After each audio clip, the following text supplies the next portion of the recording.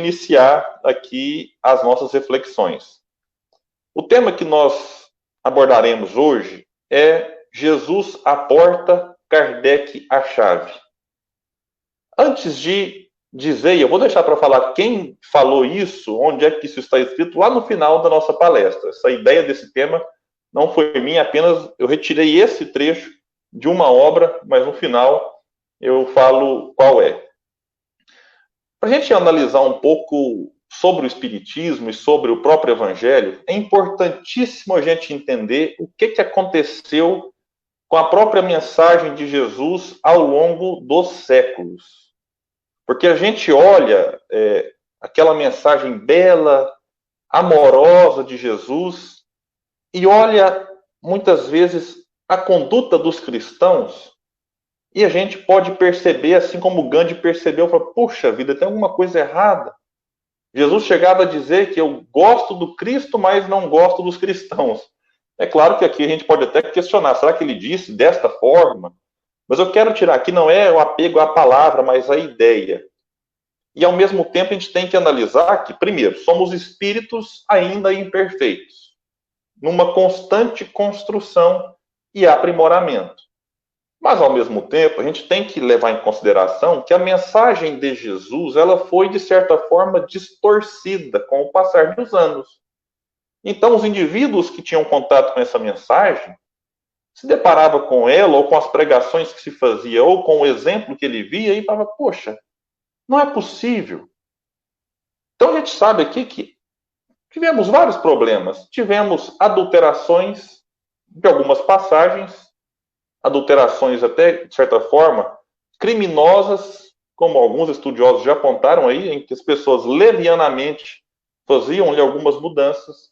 Nós tivemos alterações sem a intenção de prejudicar, mas simplesmente pelo fato de que copia daqui, copia dali, isso pode ter, de certa forma, distorcido alguma mensagem, mas teve também, ao longo dos anos, uma união de certa forma, dos cristãos ali do século IV, quando se unem ao Império Romano, que foi desfigurando aí não mais a mensagem de Jesus, mas o cristianismo dos homens. Como nós pudemos observar, quando o Espírito da Verdade, lá no Evangelho segundo o Espiritismo, no capítulo 6, ele vem falar, olha, todas as verdades estão no cristianismo. Os erros que nele se encontram são de origem humana. Esses erros, repito, conscientes ou inconscientemente foram colocados no cristianismo.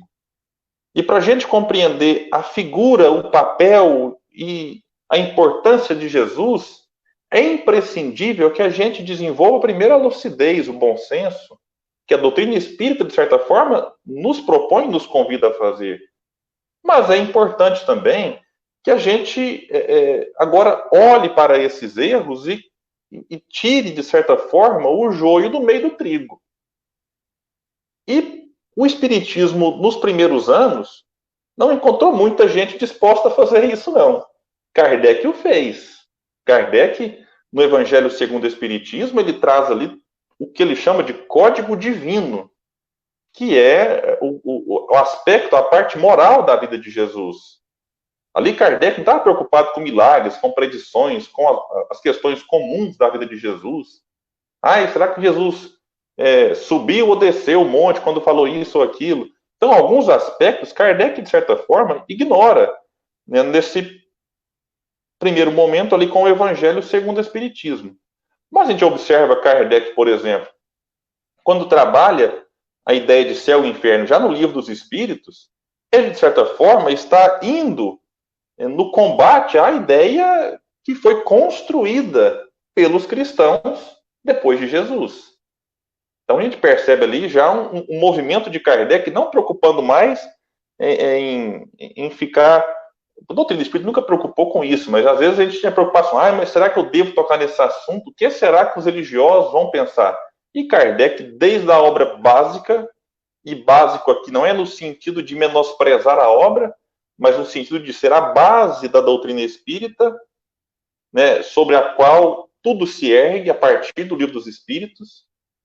Nesse livro dos Espíritos, a gente consegue compreender a grandeza de Jesus, quando é colocado na questão 625 como o tipo mais perfeito que Deus nos ofereceu para servir de guia e modelo.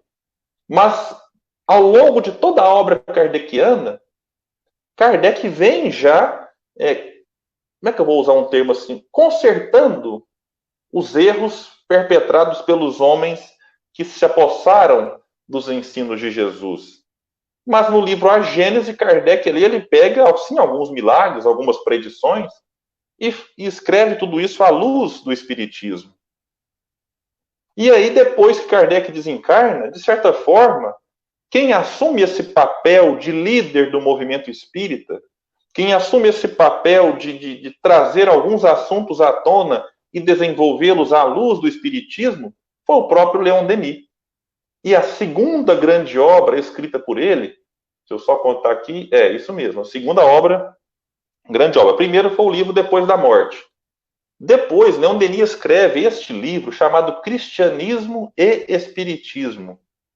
Inclusive, o Haroldo Dutra Dias, quem não assistiu, vale a pena, fez uma palestra com esse título. Se bater aí no YouTube, Haroldo Dutra Dias, Cristianismo e Espiritismo, vai encontrar.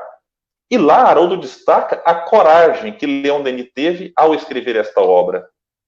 Coragem, porque naquela ocasião havia um embate muito forte entre os religiosos da época e o Espiritismo.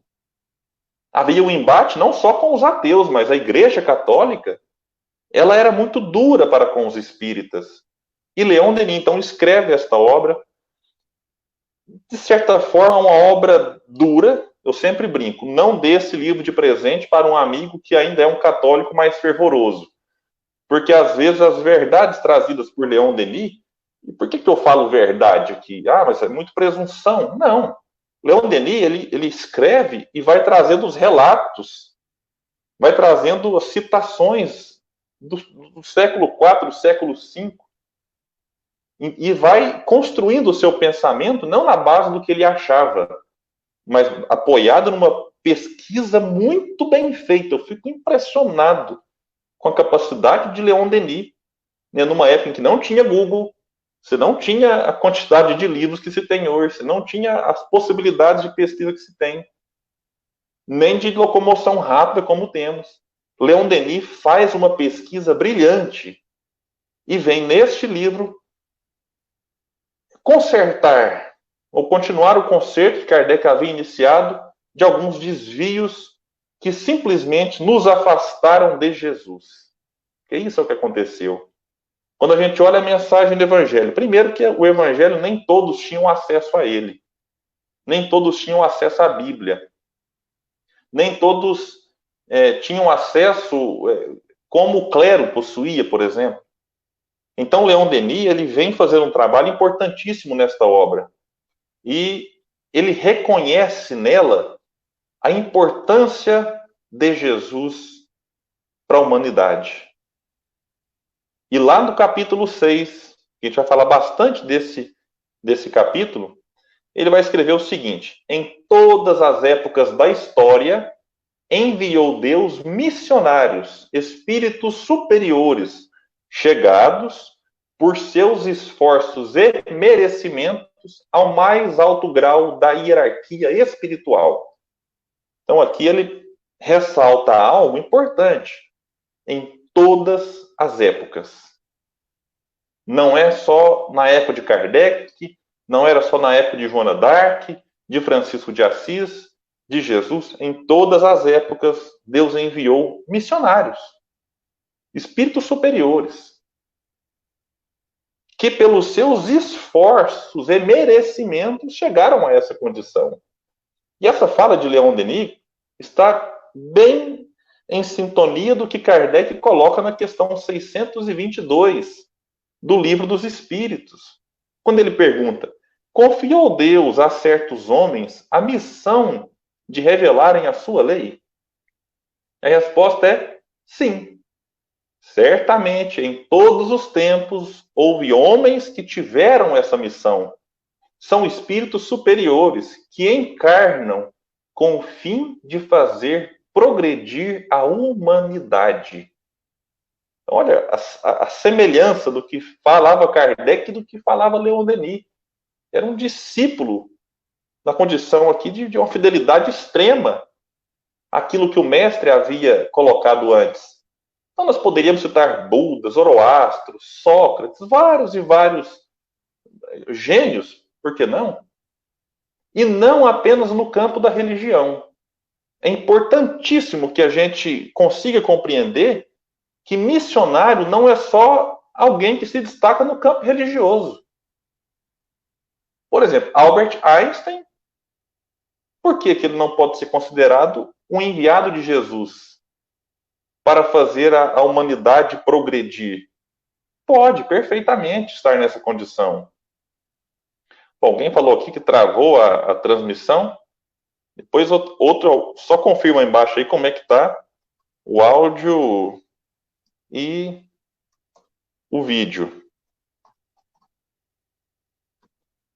A gente precisa trabalhar esta ideia de missão além do campo religioso. Alguém da ciência pode ser um religioso, algum religioso, um missionário, que fala de Deus de outra forma. Alguém no campo da educação, alguém que vem revolucionar o pensamento da pedagogia, como Pestalozzi fez, é um missionário enviado por Deus. E assim poderíamos citar aqui várias e várias funções em que indivíduos cumprem esse papel de fazer progredir a humanidade. Isso é um fato. E Leon Denis, continuando a reflexão, diz: Jesus é um desses divinos missionários e é de todos o maior.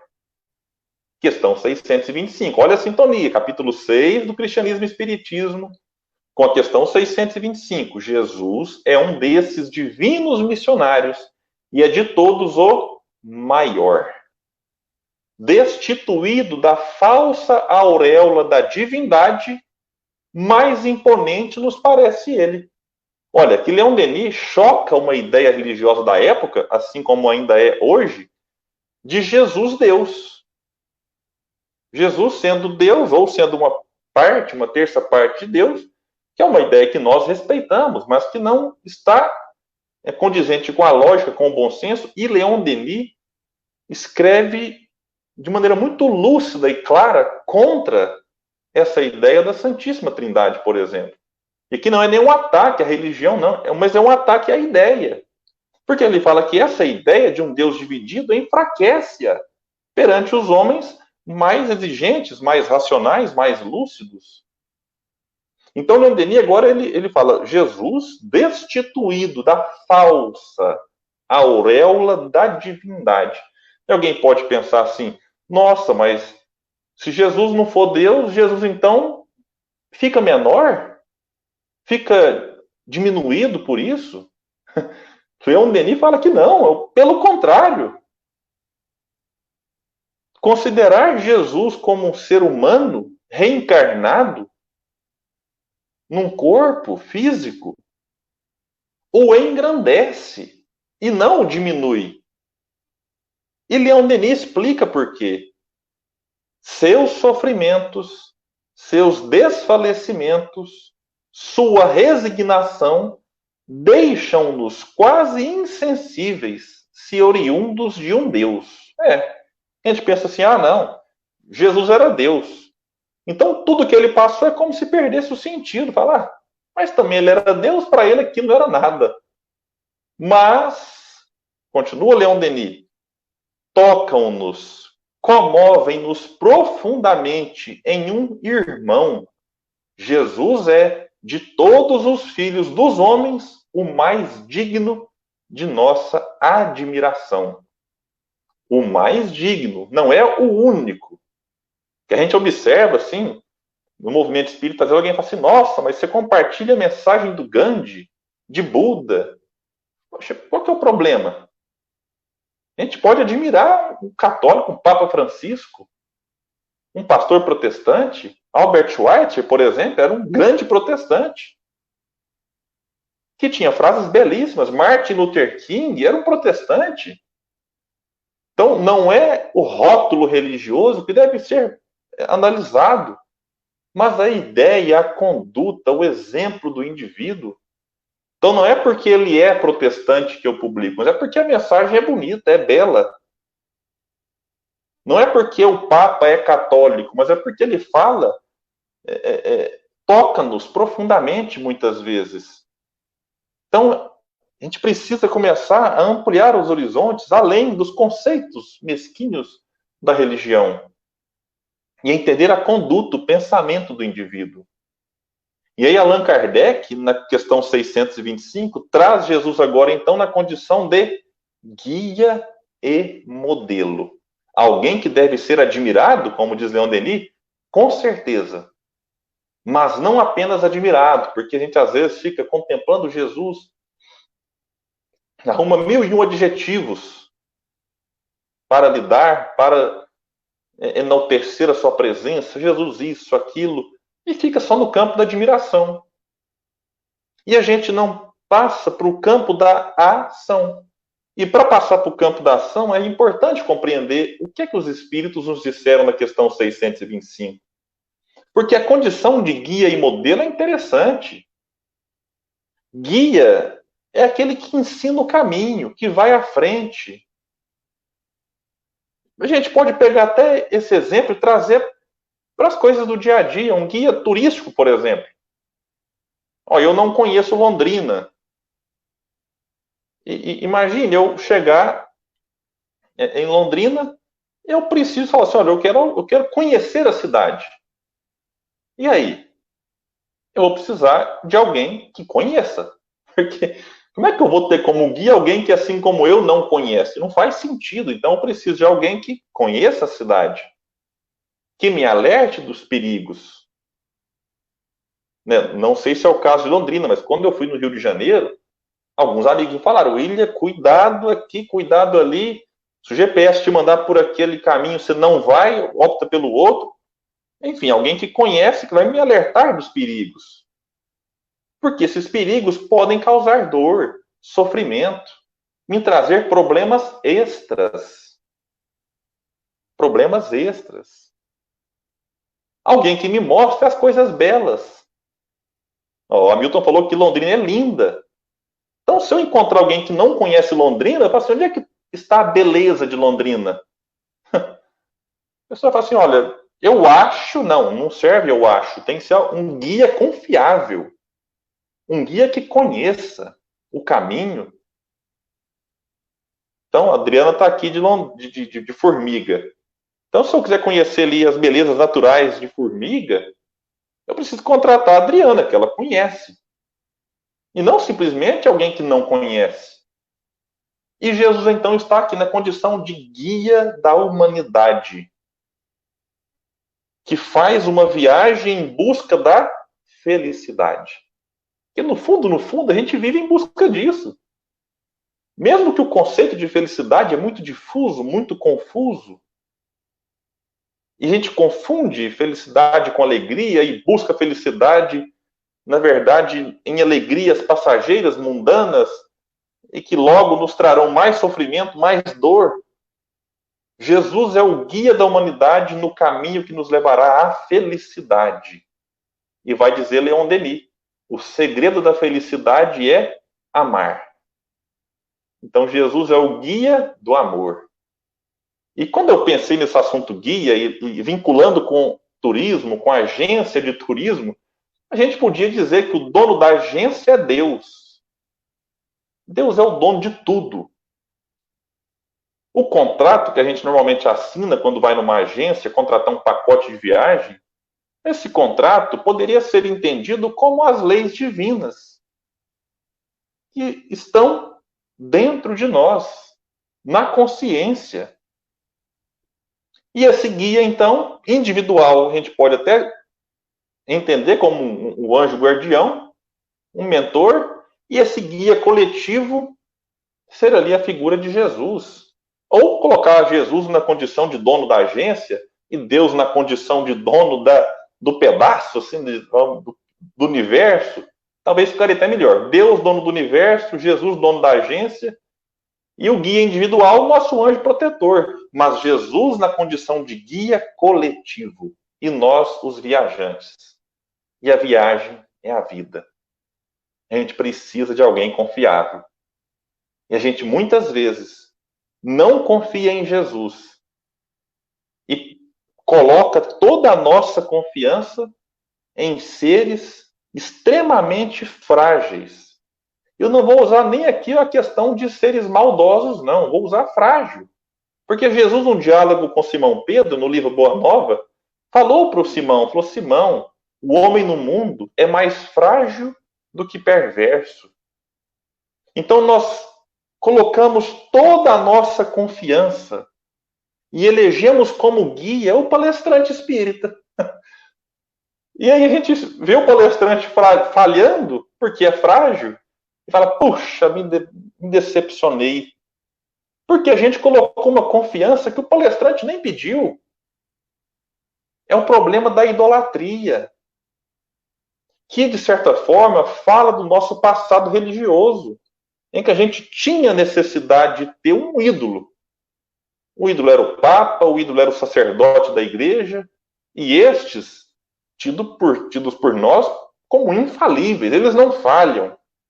Mas era a necessidade de idolatrar alguém. Essa necessidade de idolatria no catolicismo, ele, na verdade, foi herdado da necessidade de idolatria aos imperadores. Os imperadores eram representantes ali inquestionáveis. Eu estou estudando sobre a Revolução Francesa e os reis, que inclusive tinham ali quase uma função divina, eram seres idolatrados. E a gente simplesmente transferiu isso do império, do catolicismo na figura papal, depois das monarquias, e trouxemos essa idolatria para o movimento espírita. E estabelecemos como guia palestrantes, médiuns, dirigentes, escritores. Isso para não falar que a gente coloca como guia e político. Não, como político mandar eu agir, eu vou agir. E aqui eu não faço distinção de A ou B, porque a idolatria não importa se é para o político da direita, da esquerda, do centro, da extrema direita, da extrema esquerda, toda idolatria é prejudicial. Não importa se é no campo da religião, não importa se é no campo da política, se é no campo da música, que às vezes idolatramos cantores. Pegamos um cantor e colocamos uma estátua dentro de casa, praticamente. Então a gente precisa trabalhar essa ideia. Eu posso me inspirar num cantor? Posso. Porque tem cantor que inspira. Tem jogador que inspira. Tem político que inspira para o mal e para o bem. Então eu preciso ter bom senso, discernimento das coisas. Tem palestrante espírita que inspira, médium, dirigente. Não é problema. Buscar inspiração em alguém faz parte. Faz parte. O problema é a idolatria. E a idolatria tem uma característica que é de não ver os erros daquele ser que é idolatrado. Ou, se eu vejo o erro, eu tento justificar. Falar, não, é um ser humano falível.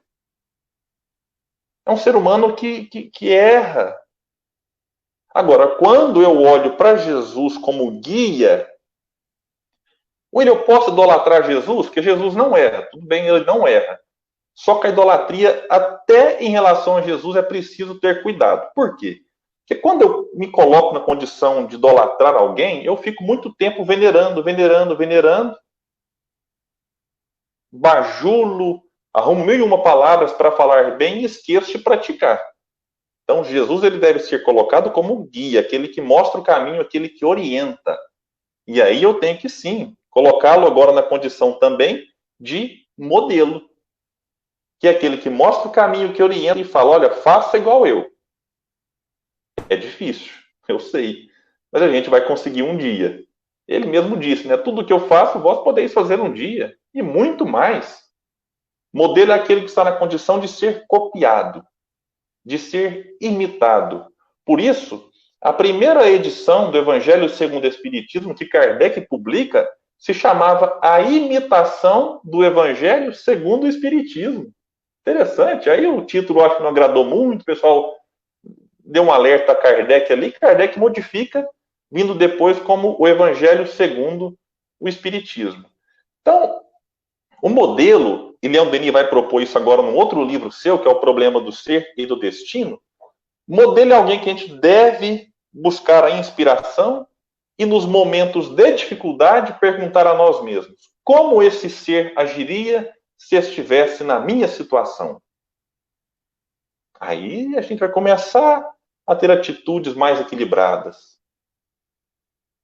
Diante de algo difícil, é perguntar como é que Jesus agiria se aqui estivesse. Isso é um ponto importante para a gente tentar praticar um pouco mais o cristianismo e os ensinos de Jesus. A gente fica assim, como é que eu posso praticar? A gente pensa que para ser cristão e para praticar o que nos pedia Jesus, tem que ser de cara colocado numa cruz. Ah, eu preciso ser crucificado. Porque se crucificaram Jesus, eu quero que me crucifique. Não. A proposta de Jesus não é que a gente passe pelo que ele passou, mas que a gente faça o que ele fez. Isso é que é importante.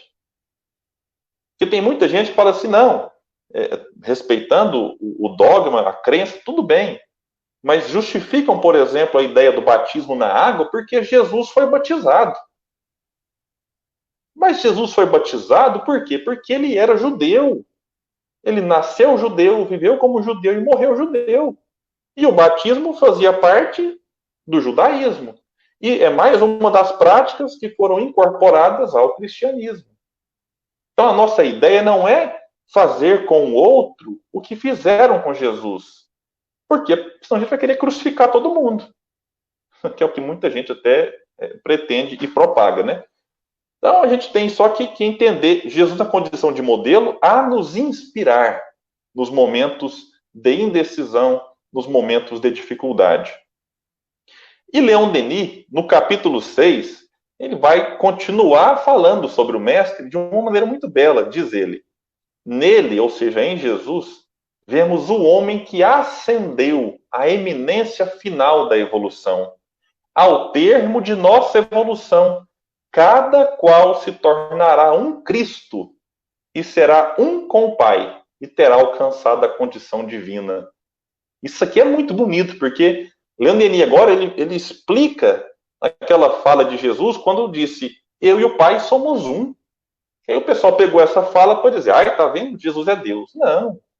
É porque aqui havia uma afinidade entre Deus, o Criador, e Jesus, a sua criatura, que nas atitudes, de certa forma, um falava por outro. Era o representante, era o Messias, era o enviado de Deus. E Leon Denis coloca que todos nós um dia seremos, como Jesus, seremos um Cristo. E é todos. Tem uma música muito bonita que fala, né? Um dia todos nós seremos anjos. Vamos trabalhar e acreditar. Todos, até quem você não gosta. É difícil imaginar isso, né? Pense naquele ser que você não suporta. Pois bem, ele também um dia vai ser um Cristo. Nós seremos um dia um Cristo. Porque faz parte, está na evolução.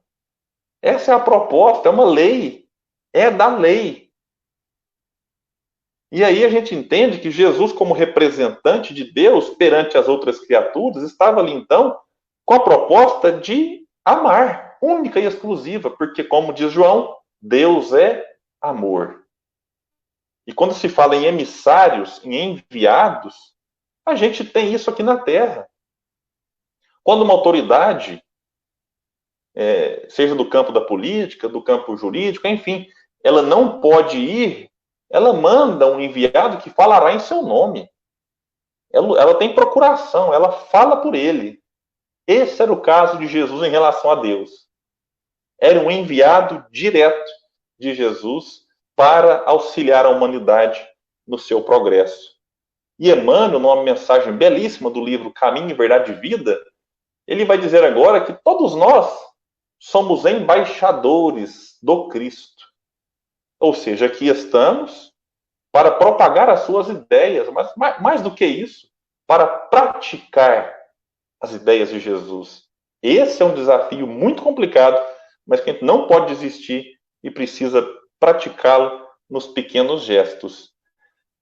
E prossegue Leon Denis. A passagem de Jesus pela terra, seus ensinamentos e exemplos deixaram traços indeléveis. Sua influência se estenderá pelos séculos vindouros. Ainda hoje, ele, Jesus, preside aos destinos do globo em que viveu, amou, sofreu. Agora, foquem nessa informação que Leon Denis nos traz lá no século XIX.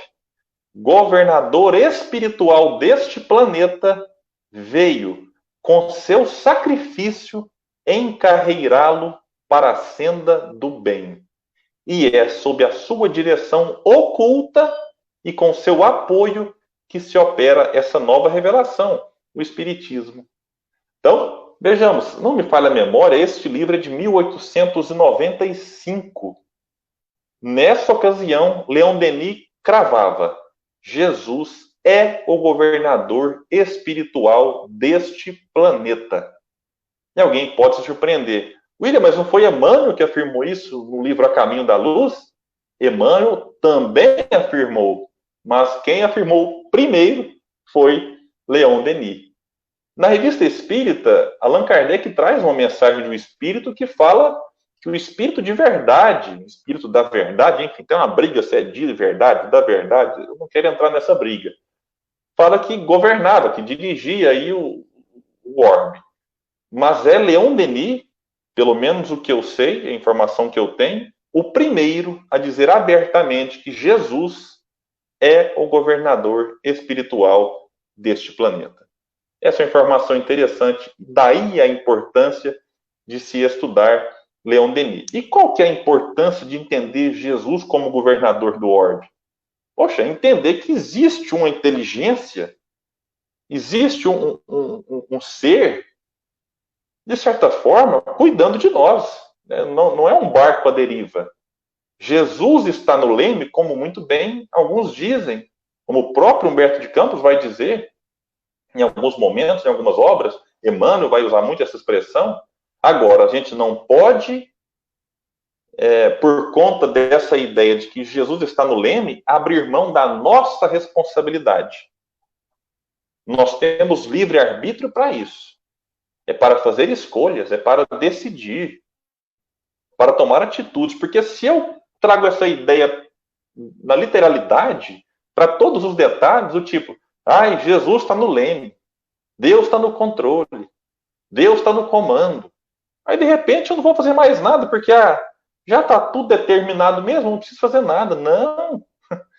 Eles estão no controle, mas respeitam a lei de liberdade que todos nós temos para tomar decisões, para escolher. Então, a gente precisa só tomar cuidado com isso para não ficar numa posição extremamente passiva no sentido de omissa mesmo, sabe? Eu não preciso fazer mais nada porque Jesus comanda e aí o que ele definir está definido. Não, Jesus dá o norte, dá a orientação, a decisão cabe a cada um de nós. E aí, quando coloca aqui que o papel de Jesus é encarreirar este planeta, ou seja, conduzir este planeta para a senda do bem. Este é o papel do Espiritismo. Quando a gente pega lá no Livro dos Médiuns, qual é a missão do Espiritismo? Lá fala que é a regeneração da humanidade. Então, esse é um papel que o Espiritismo cumpre atendendo a um pedido de Jesus. Bom, agora eu cheguei naquela parte que é explicar de onde eu tirei esse tema. Lá no livro Opinião Espírita, capítulo 2, intitulado O Mestre e o Apóstolo, Emmanuel, através de Chico Xavier, dita uma mensagem belíssima, em que ele vai dizer, inclusive, Jesus o mestre, Kardec o professor. E vem fazendo ali uma analogia entre a figura de um e a de outro. E no final, o benfeitor diz: Jesus a porta, Kardec a chave. Opinião Espírita, capítulo 2. E aí a gente precisa agora recorrer onde é que Emmanuel tirou essa ideia. Lá no capítulo 10 do Evangelho de João, versículo 9, Jesus fala assim: eu sou a porta. Jesus dizendo: eu sou a porta. Se alguém entrar por mim, será salvo. Entrará e sairá e encontrará pastagens. Então veja, Jesus se denominando a porta. Mas e Kardec a chave? Não é presunção demais isso? A gente poderia colocar aqui Kardec como representante do Espiritismo. E lá na introdução do Evangelho segundo o Espiritismo, a gente vai encontrar a seguinte frase: muitos pontos dos evangelhos, da Bíblia e dos autores sacros em geral são ininteligíveis, parecendo alguns até irracionais, por falta da chave que faculte se lhes aprenda o verdadeiro sentido. Então é a falta da chave que faz com que muitos pontos dos evangelhos, da Bíblia e desses autores sacros sejam considerados ininteligíveis. E aí Kardec continua: essa chave está completa no Espiritismo, como já o puderam reconhecer os que o têm estudado seriamente, e como todos mais tarde ainda melhor conhecerão. Então vejam, Jesus se diz a porta, e Allan Kardec, na introdução do Evangelho segundo o Espiritismo, fala: a doutrina espírita é a chave que abrirá essa porta, a fim de que encontremos, além dela, a pastagem ali, aquilo que nos alimenta, aquilo que nos revigora, aquilo que nos fortalece para a caminhada que cada um de nós trilha. Nesta jornada individual, ela se dá no coletivo, mas ela é feita individualmente. De tal modo que, mesmo que uma coletividade se comprometa, há indivíduos que conseguem, apesar de tudo isso, desse turbilhão, sair dela fortalecidos. A gente observa várias figuras na história da humanidade, como Joana d'Arc, que viveu um período de inquisição, em que muita gente se comprometeu. E Joana d'Arc sai engrandecida. Nós poderíamos até fazer uma referência em homenagem ao codificador, a Kardec, quando encarnado como John Hus, lá na Boêmia, condenado no concílio de Constança, ele vai dizer lá na fogueira: vós hoje assais um pato, porque Rus em tcheco significava pato, ou cisne. Vós hoje assais um pato, mas dia virá em que um cisne de luz voará tão alto, mas tão alto, que as vossas labaredas não mais alcançarão. Então eram indivíduos vivendo um contexto muito difícil, mas ainda assim dando o seu testemunho, porque eram embaixadores do Cristo, numa proporção maior. Mas, de certa forma, todos nós podemos, em gestos simples, pequeninos, representar Jesus aqui na Terra. Sempre que a gente olha para um destes que sofrem mais, sempre que a gente olha para algumas situações difíceis e faz uma prece, ou ajuda aquele que está em situação complicada com o pão, com um agasalho, com a palavra amiga, com a palavra de conforto, de consolo, nós estamos sendo embaixadores do Cristo. Essa é a proposta espírita. Jesus, a porta que nos conduz à felicidade. Kardec, ou o Espiritismo, a chave que faz com que a gente compreenda tudo isso, como eu disse no começo, que as religiões, de certa forma, nos fizeram desaprender. Que quando a gente olha os primeiros cristãos e olha depois como que os cristãos foram se comportando a partir do que aprendiam, a gente pode dizer que, de certa forma, nós desaprendemos o cristianismo pelos enxertos que nele foram colocados. Então, a doutrina espírita faz isso, tira essas coisas, esses desvios, e facilita a nossa compreensão. E quando nós compreendemos mais, a prática fica facilitada. Esta é a intenção da doutrina espírita, facilitar a compreensão do Evangelho de Jesus e, claro, nos ensinar aquilo que Jesus não podia ensinar, porque éramos, naquela ocasião, imaturos. Agora, como vai dizer Allan Kardec, na Gênesis capítulo 18, a humanidade está mais madura, ou tornou-se adulta, e tem condições de compreender o que a doutrina nos traz. Basta que a gente desenvolva aquilo que o próprio Kardec vai trazer no Livro dos Médiuns como o atributo essencial do espírito, que é a vontade. Se a gente quiser, a gente consegue muita coisa.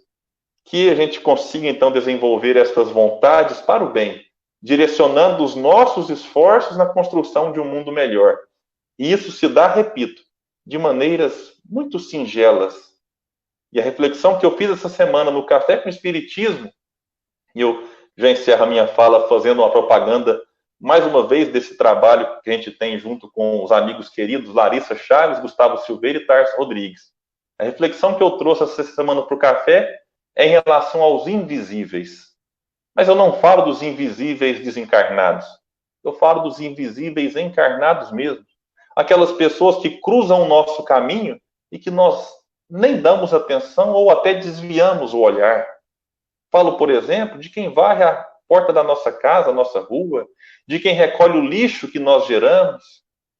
Falo de quem limpa um banheiro quando nós visitamos uma repartição, um ambiente, de um segurança, de alguém que está ali dentro do elevador, auxiliando o trabalho, de um porteiro de um prédio, de algum empregado que eventualmente faça algum serviço para nós, seres quase invisíveis, e que se a gente olhar de uma maneira muito sincera, a gente vai perceber que um simples bom dia, boa tarde, boa noite, uma palavra amiga, um cumprimento que seja, um elogio, pode fazer muita diferença na vida daquela pessoa.